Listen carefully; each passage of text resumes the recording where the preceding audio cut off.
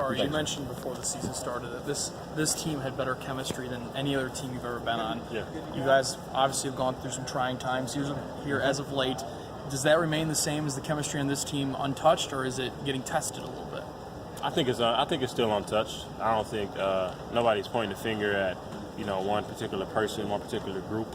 I think it's more so if anything, it's more so hey, we expect more.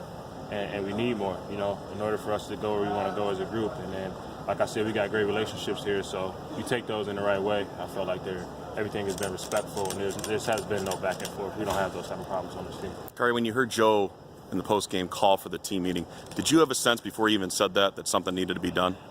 Yeah, me and Joe talk a lot. We talk a lot every single day with Brian as well about what we feel, and other leaders on the team, Felton, LJ, stuff like that, about what we feel needs to be done. And then I think that was just a reflection of what he felt, what we had been talking about before. What needed to be done? We just need to confront and demand each other just on details, little things being locked in at all times, controlling what we can control, worrying about doing our jobs, dominating our jobs to the best of our ability, and our leaders need more vocal leadership. You take great pride in the defense. You've done a wonderful job as a unit against the run, but you're 122nd against the pass out of 129 teams. What's not happening in the secondary? We're giving up some big plays and some explosive, long plays. That's kind of, I feel, uncharacteristic for us, especially with many guys we got back. We've given up some long plays on some mental.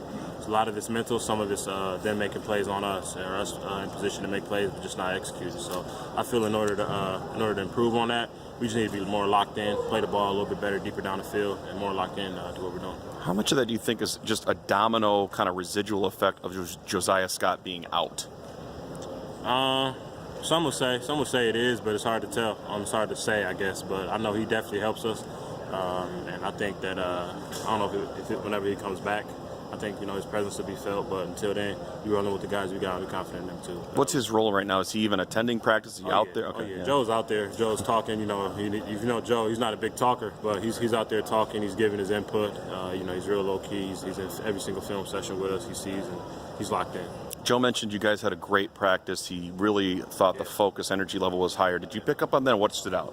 Yeah, I think the sustained energy throughout the whole entire practice, from the first period to the last, was the biggest thing for me, because sometimes practice can get a little bit long. Sometimes our mind can wander here or there, or we're just not as locked in. But I felt that our energy, our passion, we're not flying around, celebrating, having fun, but actually doing our job. So I feel like it was a fun practice.